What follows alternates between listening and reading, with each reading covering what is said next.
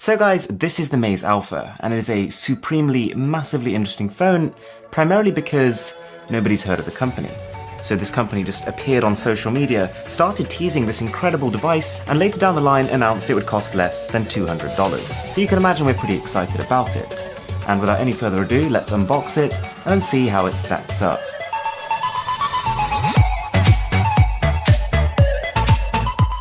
So, the box.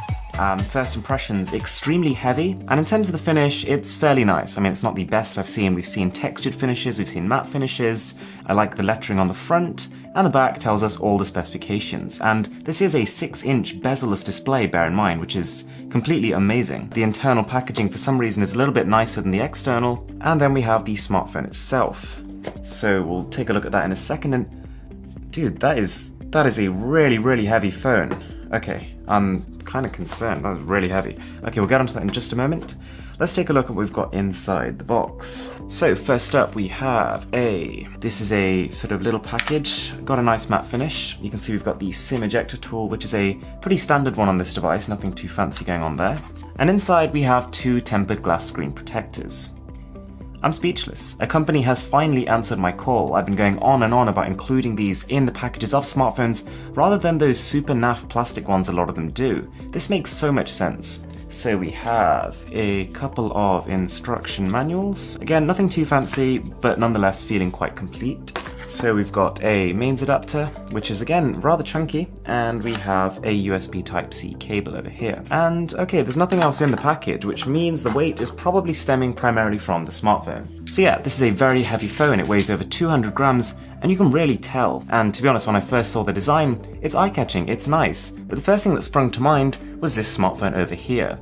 This is the Doogee Mix. It's priced competitively with this smartphone, and you can clearly tell they are both borrowing their ideas from exactly the same bank. So they also, in terms of the front, have exactly the same layout. They've both got the fingerprint scanners on the front of the phones, not the back like we've seen with other bezel-less devices. They both also have completely identically placed front cameras, which is very cute. And all in all, this basically looks like a slightly larger version of this, but internally is where the differences start to occur. So let's get right onto that. So I've been using the phone for a few days now, and these are the most important things you need to know about it. To start with, about the weight. Yes, this is a very, very heavy smartphone, but at the same time, the fact that that weight is distributed fairly evenly across a large surface area means you don't feel it as much. It is a fairly comfortable phone to hold, but its sheer heft means that you are restricted to using it exclusively with 2 hands. Now the corner is slightly sharper than we've seen on other phones with a similar design, which you notice to begin with, but after a bit you get over it. Unfortunately, I'm not a huge fan of the finish on the phone. It is incredibly glossy, which looks great when it's clean, but trust me, after 10 minutes of using it, it will not look clean. Now the camera on the Maze Alpha is very interesting. It combines a dual camera setup here, but one of them is a 5 megapixel sensor and the other one is a 13.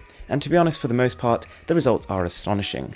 Considering the price of the handset, the photos it produces are very detailed. They have a great amount of bokeh, the shutter time is fast, colours are vibrant, and it even works well in low lighting conditions. Now what I found that was interesting was that, as with all dual camera smartphones, this does have a special bokeh mode, and it's got the ability to produce stunning quality photos, even if the shutter time is a bit slower by this method. However, the way the phone goes about doing bokeh is completely off. You have a small circle in the center which is essentially in focus, and everything else is out of focus, so whilst this has the potential to look good when framed correctly, for the most part it looks super weird.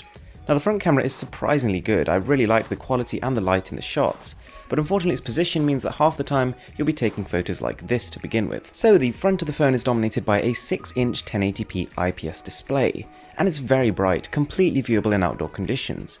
The contrast isn't quite where a Super AMOLED panel might be, but the colours are extremely vibrant, and for the most part this makes almost any media look good. And in almost all cases, whether it's gaming, browsing or watching videos, I never found its resolution limiting. The only thing worth noting is that it does have a slight over-sharpening effect, which makes things look a little bit more artificial on the display. Also, the screen is covered by Gorilla Glass 4, which is good but not great. Running a knife lightly along the screen still managed to cause quite a severe scratch, which wouldn't have occurred with Gorilla Glass 5.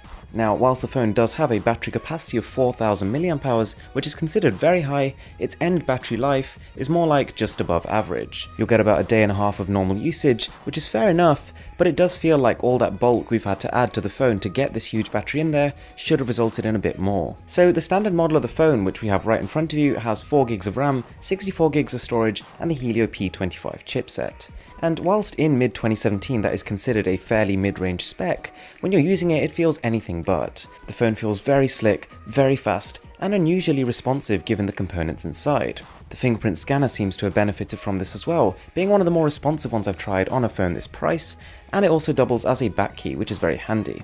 In terms of benchmarks, we get more or less what we expect. We got 61,000 on Antutu, which really is a halfway house. Having said that, in terms of real life usage and what that number really means for performance, it means you can essentially play any game you want to. The chip does have a couple of compatibility issues, but just about any demanding game you want to play, this will run fine. It's a bit of a shame about the speakers, they're not particularly loud, and they also don't have very good instrumental separation at all. But to be honest guys, the Maze Alpha as a smartphone and a prospect in general has been one of the biggest surprises to land with me. It's a bit of an all-round powerhouse, sporting an impressive display, fantastic camera, and a responsive level of performance. It's backed up by great battery life, tons of storage, as well as European 4G LTE connectivity. Unfortunately none for US. The Alpha does have a few shortcomings, but is by far the most impressive, budget, bezel-less smartphone we've ever seen. Thanks a lot for watching, I'm Mr. Who's the Boss, and I'm signing out.